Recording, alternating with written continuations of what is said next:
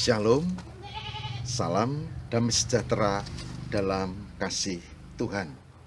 Saudara, saat ini saya sedang berada di Desa Sangor, di Girisekar, Panggang, Wonosari, Gunung Kidul. Dan saya sengaja untuk bersama-sama kita melihat, menghayati sabda Tuhan dari desa.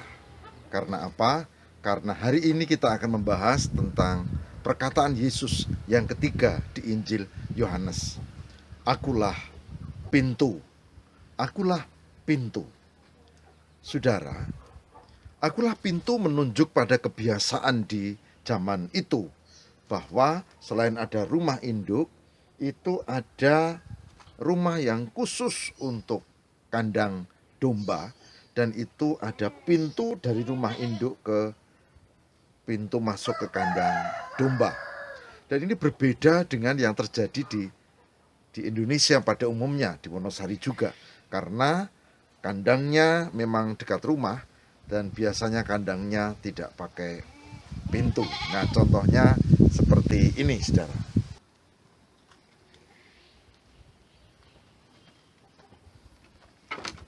Nah, jadi kandangnya sederhana, ya, sederhana dan tidak ada pintu khusus seperti domba. Ya, hanya pintu untuk masukkan hewan gitu. Ini.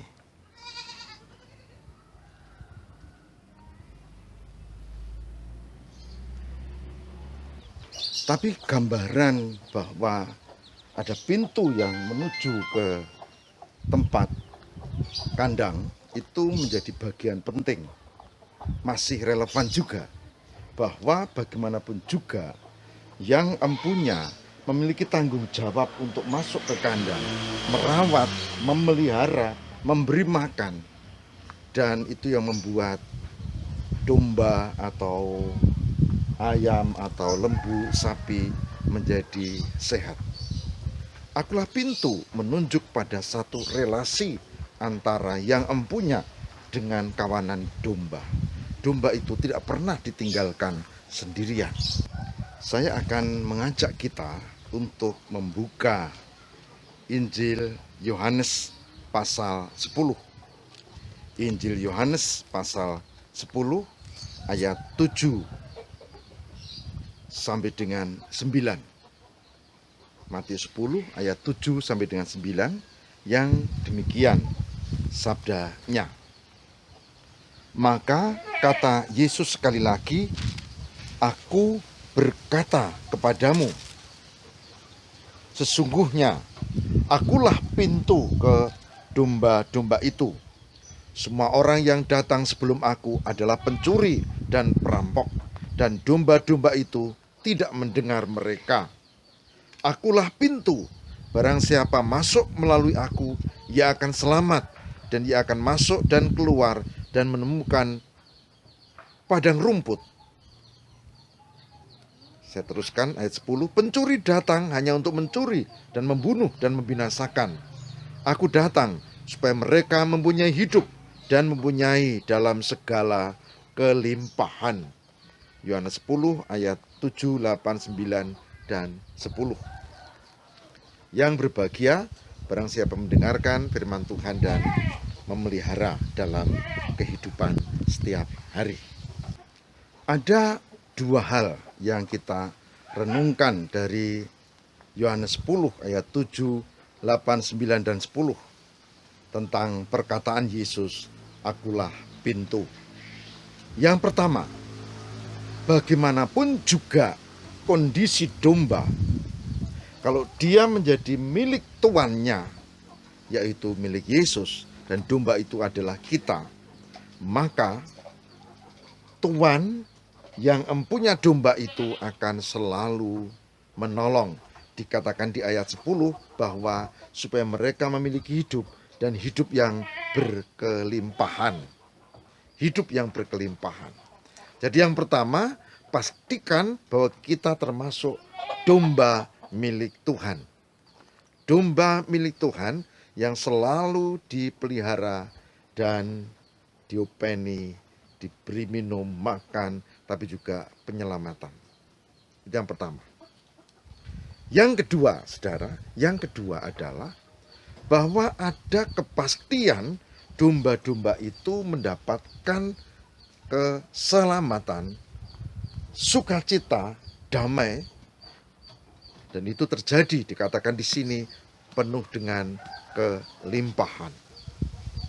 Pastikan kita menjadi domba milik Tuhan, dan yang kedua, pastikan bahwa kita memang ada dalam penyertaan Tuhan.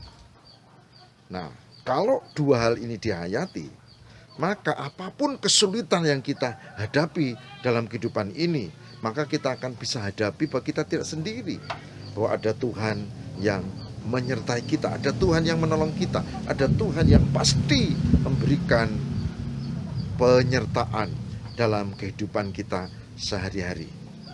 Ini sebuah langkah iman yang pantas untuk kita cermati.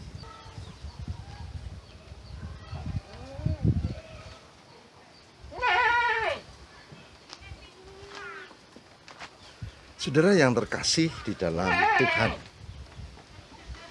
saya mengajak kita untuk menghayati gambaran ini, bahwa Tuhan itu menjadi gembala kita, bahwa Tuhan itu menolong kita, dan Dia memiliki relasi melalui gambaran akulah pintu. Jadi pintu itu yang dilewati, berarti kita punya harapan untuk kembali dalam sukacita kalau kita lewat di dalam Yesus. Dan itu soal keyakinan. Oleh sebab itu, sebagai hambanya, saya mengajak selain memastikan kita menjadi domba, dan kita memastikan juga bahwa kita dipelihara Tuhan, maka memastikan kita ada lewat di pintu yang sesungguhnya, pintu yang membawa keselamatan dan kedamaian itu, pintu yang membuat kita punya relasi dengan Sang Gembala. Dan pintu ini memberi kepastian yang luar biasa buat kita. Saudara, biarlah ini menjadi perenungan kita, dan saya mengajak kita untuk sungguh-sungguh menghayati relasi dengan Tuhan. Karena Yesus gambarannya seperti pintu, dan kita melaluinya, kita menerima keselamatan. Mari kita hayati hal ini.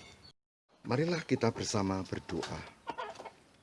Tuhan, berkatilah kami untuk menyadari bahwa untuk selamat, untuk damai, untuk hidup yang tenang, tentram, kami harus melalui pintu yang benar, yaitu Yesus. Semoga kami mampu untuk menghayati bahwa pintu yang sejati, pintu keselamatan melaluimu. Kami mohon kabulkan doa kami, berkatilah dan beri kami kesungguhan hati untuk percaya. Terima kasih Bapa. Amin.